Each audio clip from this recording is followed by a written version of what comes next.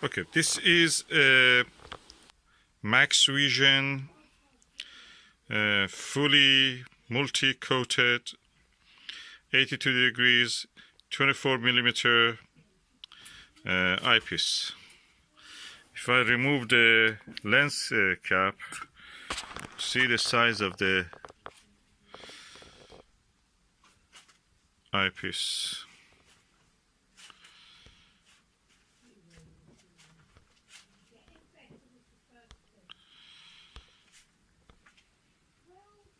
Quite impressive. And if you look at the other side of it, this is almost like a telescope itself.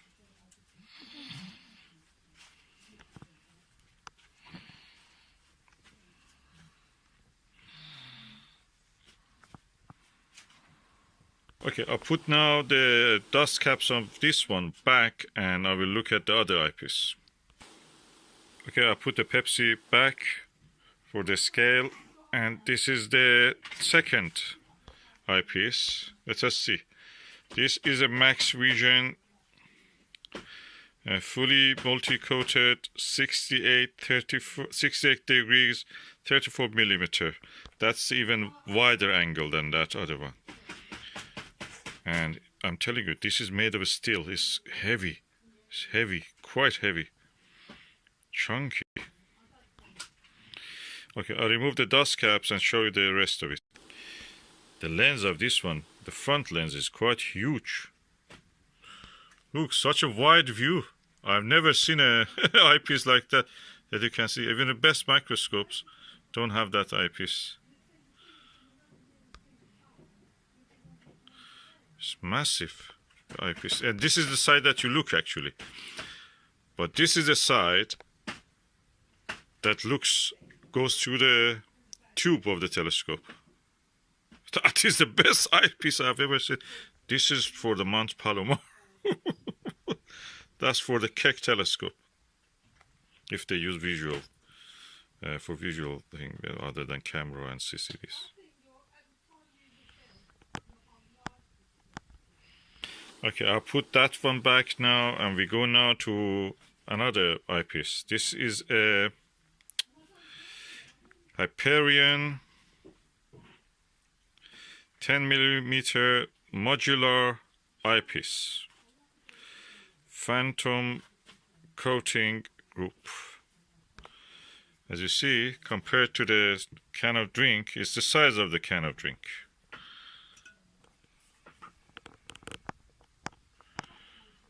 And I have to remove the caps, and you can see.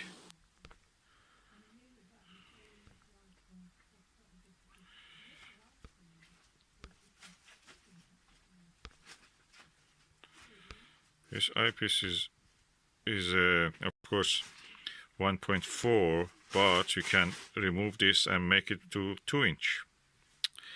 And this is the other side of it. And it gives a high magnification but narrower field of view. So these are the 3 eyepieces that I bought for my telescope. Amazing sets of eyepieces.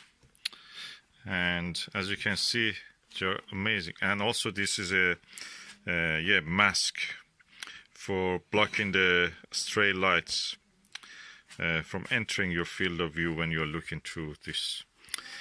This one, which is the widest angle one, is excellent for the wearers of the glasses.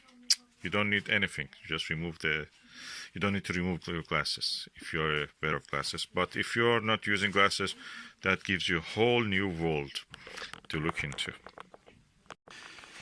Overall, I'm really delighted with this purchase. Each one of these is around £200, I think, of these eyepieces. And I got them all 3 for £150. Number 1.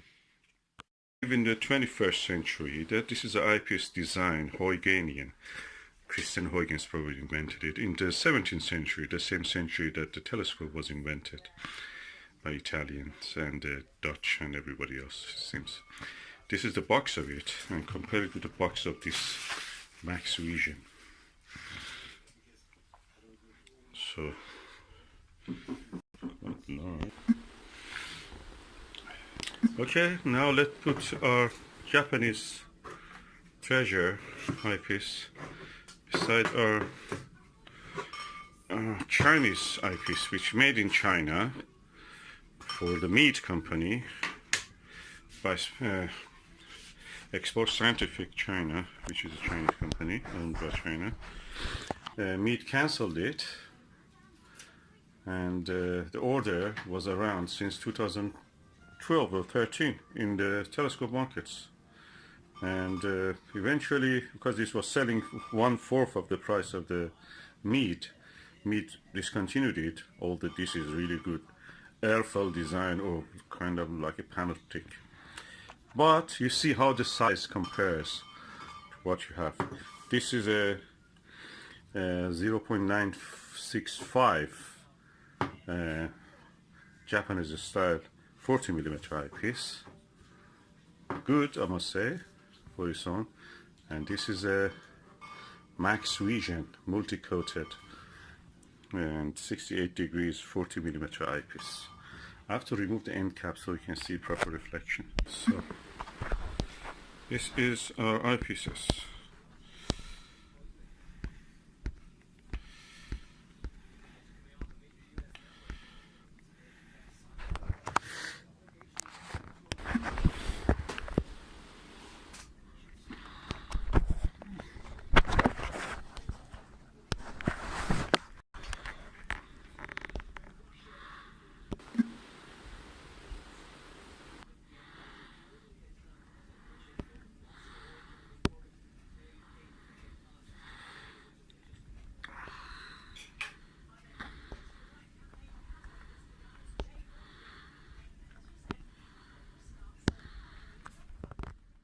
Okay, this is my Meade LX 200 EMC with the Maxvision 40mm 68 degrees field of view eyepiece. As you can see, it's quite substantial, and the telescope has taken it well. I think probably it is because this one has a metal gears, hopefully, LX200. But I think the LX19 maybe cannot take this. I've not tested it, but I'm just guessing. I may be wrong, but anyway, we have it now here. And I will run a test when there is moon around, just to see how it will look with the moon. Clear skies permitting. But the whole setup looks sturdy enough to me. Okay, I've now installed my Maxvision 68 degrees 34mm eyepiece. There's a very wide viewing angle. I was really impressed with the image quality on this one. I'm holding the camera. I'm looking forward. That shows the difference between a cheap eyepiece and a good quality eyepiece.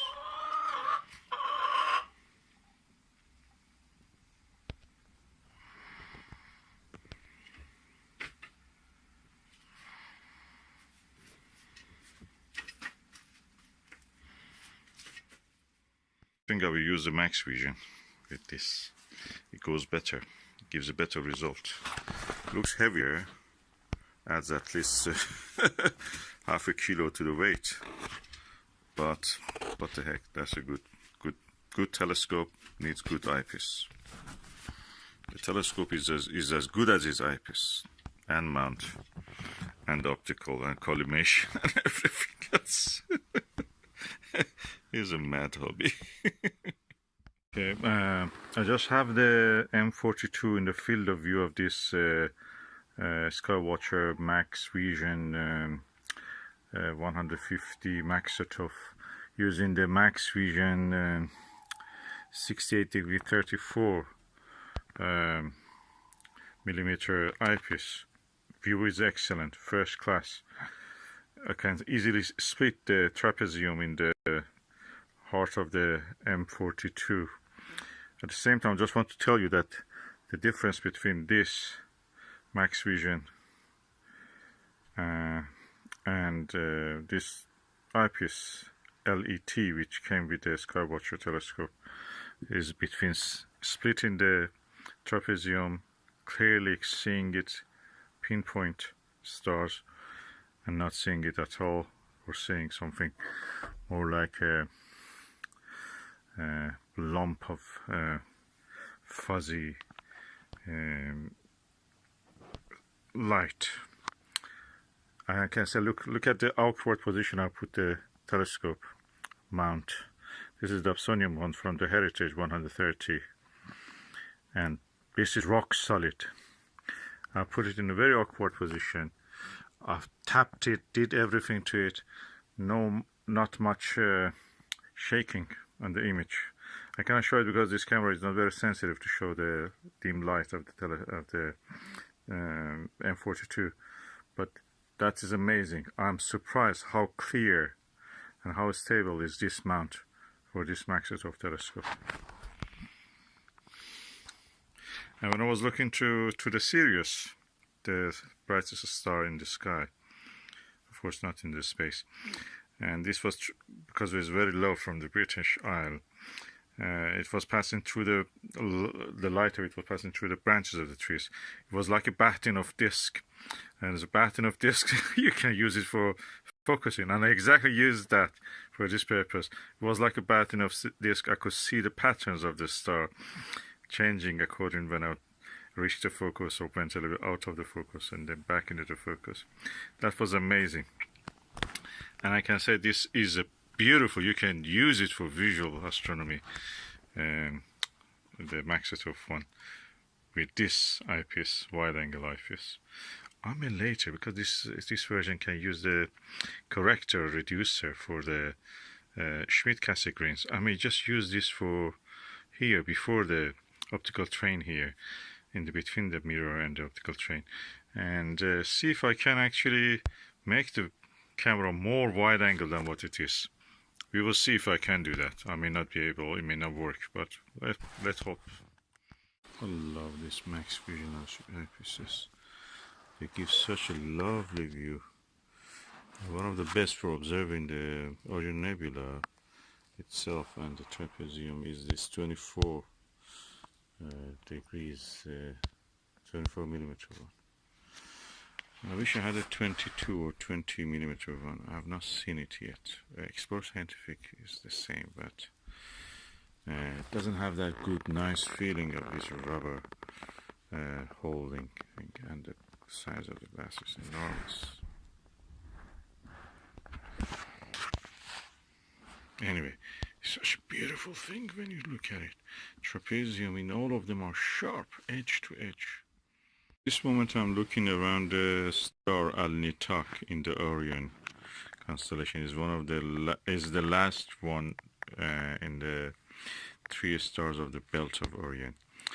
And a little bit down toward the south, I see a lot of nebulosity. This is the Maxvision 24 millimeter eyepiece, and I'm using the a 2-inch. Of course, this is a 2-inch eyepiece, and I'm using a 2-inch ultra high contrast filter.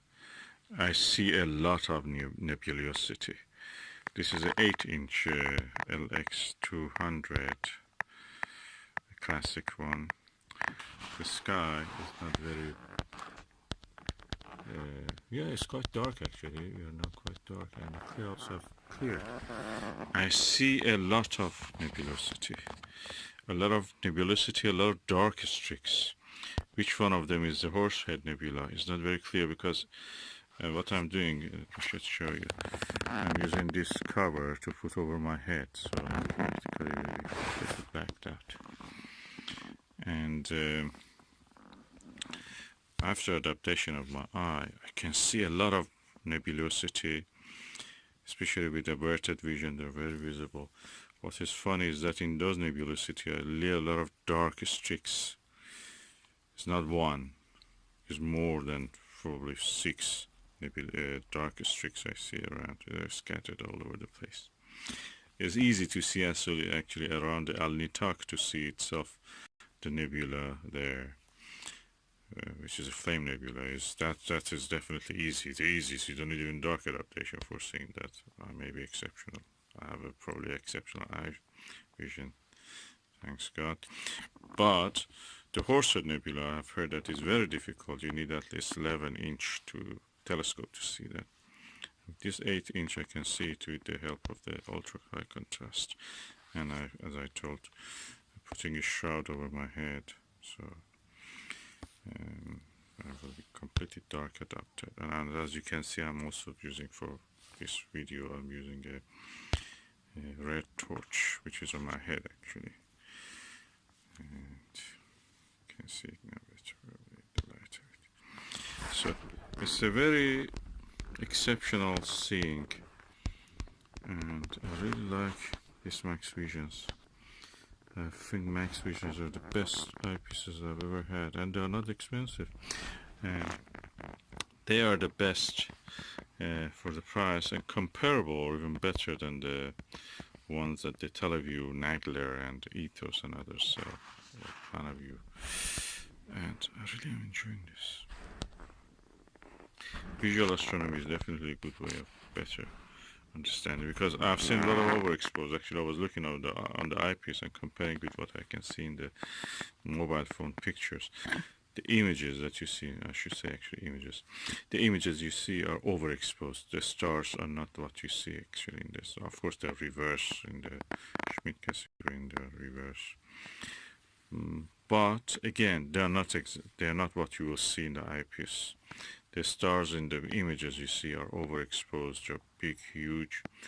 What you see in the real world is different. More like a drawing. If you want to draw it, you have to draw it more carefully. Of course, drawing with different telescopes give you different views. That's the problem. So you have to make your own drawing. And I'm going to actually gradually go toward the visual observation drawing.